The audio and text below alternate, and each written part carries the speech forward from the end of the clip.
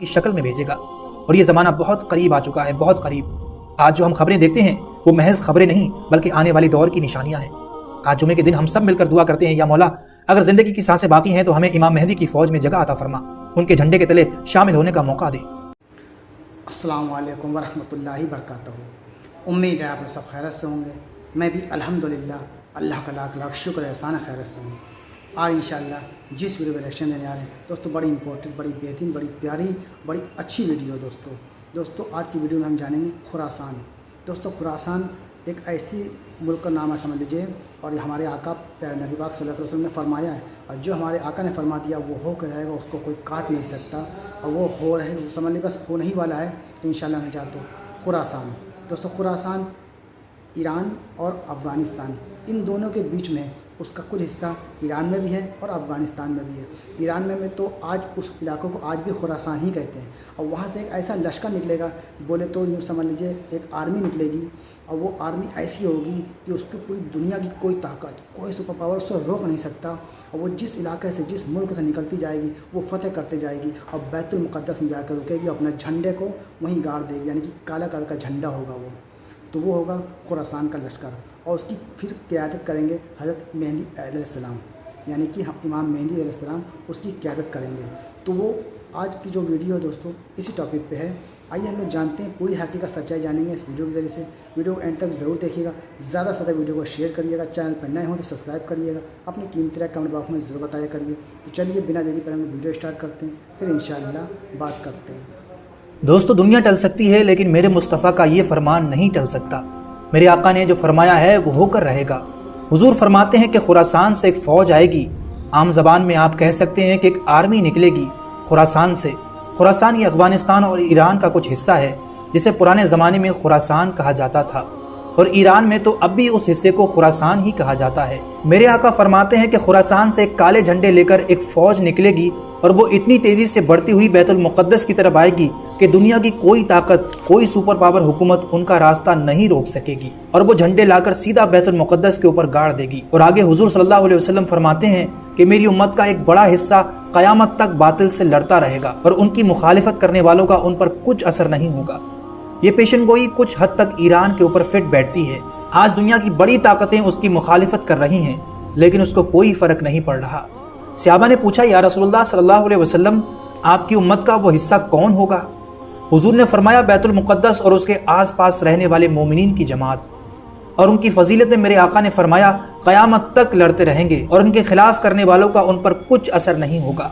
और आज इस हकीकत को हम अपनी आँखों से पूरा होते हुए देख रहे हैं। आगे रसूलुल्लाह सल्लल्लाहु अलैहि वसल्लम फरमाते हैं कि पूरी रुए ज़मीन का सरदार जो हिस्सा है वो बैतुल मुक़द्दस है, और अगर गुंबदों में कोई सरदार गुंबद है तो वो बैतुल मुक़द्दस का गुंबद है। और हुजूर फरमाते हैं कि तुम देखना आखिरी ज़माने में सारे लोग इसकी तरफ हिजरत कर जाएंगे, और जब ऐसी हिजरत का वक्त आ जाए तो हुजूर फरमाते हैं कि तुम लाजिम पकड़ लेना और उस जमात के साथ चले जाना, क्योंकि खैर और अमन पूरी दुनिया में वहीं होगा और कहीं नहीं होगा। आज बज़ाहिर तौर पर दोस्तों वहाँ यहूदियों का कब्ज़ा है, लेकिन मेरे आका का ये फरमान आज फिर सच होता हुआ नजर आ रहा है। बैतुल मुक़द्दस के बारे में मेरे आका सल्लल्लाहु अलैहि वसल्लम ने फरमाया कि यह हमेशा यहूदियों के कब्जे में नहीं जाएगा, और मेरा यकीन है कि दुनिया टल सकती है लेकिन मेरे मुस्तफ़ा सल्लल्लाहु अलैहि वसल्लम का फरमान नहीं टलेगा। मेरे आका ने जो फरमाया है वो होकर रहेगा, और ये कब होगा इसकी पहचान भी हमारे नबी ने पहले ही बता दी थी, और इस फौज का झंडा भी बता दिया था कि कैसा होगा। आपने फरमाया कि खुरासान से एक फ़ौज निकलेगी। ये फ़ौज कोई आम फ़ौज नहीं होगी, क्योंकि खुरासान का जो हिस्सा है इसमें अफ़गानिस्तान का बड़ा हिस्सा, ईरान का एक हिस्सा, उज़्बेकिस्तान, तजाकिस्तान और सेंट्रल एशिया के कुछ हिस्से शामिल हैं, जिसको पुराने ज़माने में खुरासान कहा जाता था। हुजूर फरमाते हैं कि खुरासान से काले झंडे लेकर फ़ौज आएगी, और वो इतनी तेज़ी से बढ़ती हुई बैतुल मुक़द्दस की तरफ जाएगी कि दुनिया की कोई हुकूमत, कोई ताकत, कोई सुपर पावर उसका रास्ता नहीं रोक सकेगी। यानी उसके अंदर इतनी पावर होगी कि कोई हुकूमत उसके सामने टिक ही नहीं पाएगी। आप अंदाज़ा लगाइए उस फौज का कितनी ताकतवर होगी। और ये पेशनगोई दिन ब दिन दोस्तों हमारी आंखों के सामने करीब आती जा रही है, और वो देश कौन होंगे वो भी हमें हल्के हल्के सारे नजर आएंगे। और हुजूर सल्लल्लाहु अलैहि वसल्लम ने यह भी फरमाया कि जब तुम देखना कि ये यरूशलेम बैतुल मुक़द्दस दारुल खिलाफा बन जाए, दारुल खिलाफा का मतलब राजधानी, हुकूमत करने की जगह बन जाए, हुजूर फरमाते हैं तो फिर देखना बड़े बड़े ज़लज़ले आएंगे दुनिया में, और बहुत सारी बलाएं, बीमारियां फैलेंगी पूरी दुनिया में। ये वायरस का कंटिन्यू निकलना और अजीब तरह की नई नई बीमारियों का आना आपको क्या लगता है कि ये महज इत्तेफाक है? बल्कि इससे पहले बैतुल मुक़द्दस को इसराइल की राजधानी घोषित कर दिया गया था और ये कोई पुरानी बात नहीं, अभी सन 2017 की बात है। इन यहूदियों ने बैतुल मुक़द्दस को अपनी राजधानी डिक्लेयर कर दिया और अपने सारे सिफारत खाने, जितनी भी एम्बेसी हैं, उन्होंने सब वहाँ पर मुंतकिल करना शुरू कर दिया और बैतुल मुक़द्दस को अपनी कैपिटल सिटी बनाने का ऐलान कर चुके हैं। और इस बात को 7 साल पहले अमेरिका भी तस्लीम कर चुका है। और फिर हुज़ूर सल्लल्लाहु अलैहि वसल्लम फरमाते हैं कि एक रोज़ ऐसा आएगा कि अल्लाह इन्हें ज़लील व रुस्वा करके इस ज़मीन से निकालेगा और एक इमाम बरहक के झंडे के तले सारे मोमिनीन जमा हो जाएंगे। पूछा गया, वो इमाम बरहक कौन होगा? हमारे नबी फरमाते हैं कि वो मेरी औलाद में से होगा और उसका नाम मेरे नाम पर होगा और उसके बाप का नाम मेरे बाप के नाम पर होगा और अल्लाह उनको इमाम मेहदी अलैहिस्सलाम की शक्ल में भेजेगा। और ये ज़माना बहुत करीब आ चुका है, बहुत करीब। आज जो हम खबरें देखते हैं वो महज खबरें नहीं बल्कि आने वाले दौर की निशानियां हैं। आज जुमे के दिन हम सब मिलकर दुआ करते हैं, या मौला अगर ज़िंदगी की सांसें बाकी हैं तो हमें इमाम मेहदी की फ़ौज में जगह अता फरमा, उनके झंडे के तले शामिल होने का मौका दे।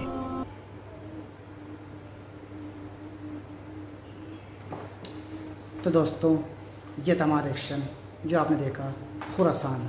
दोस्तों, खुरासान एक ऐसा लश्कर, एक ऐसी आर्मी रहेगी, वो समझ लीजिए उसको कोई रोक नहीं सकता। और ये हमारे नबी पाक सल्लल्लाहु अलैहि वसल्लम की पेशन गोई है, यानी कि उनका कौल है, उन्होंने कहा है ये बात, तो उनकी बात तो कभी रद्द कोई कर ही नहीं सकता। और ये हो के रहेगा इंशाअल्लाह ने चाहा तो जल्द ही होगा। उसकी अलामत जो नज़र आ रही है वो हम सब देख रहे हैं। ईरान और इजराइल के बीच में जंग जो चालू है, ईरान एक अकेला मुल्क है जो उसकी सब मतलब उसके ख़िलाफ़ है एक तरीके से देखा जाए, लेकिन फिर भी वो डटा हुआ है। और तमाम अरब कंट्री जो 55-56 कंट्री जो भी है वो सब हाथ पे हाथ धरे बैठे हुए हैं और ईरान की तरफ से कोई नहीं बोल रहा है। बहरहाल ईरान की मदद अल्लाह करेगा इंशाअल्लाह ने चाहा तो वो लश्कर जल्द निकलेगा और हज़रत मेहदी अलैहिस्सलाम का ज़ोर भी इंशाअल्लाह जल्द होगा।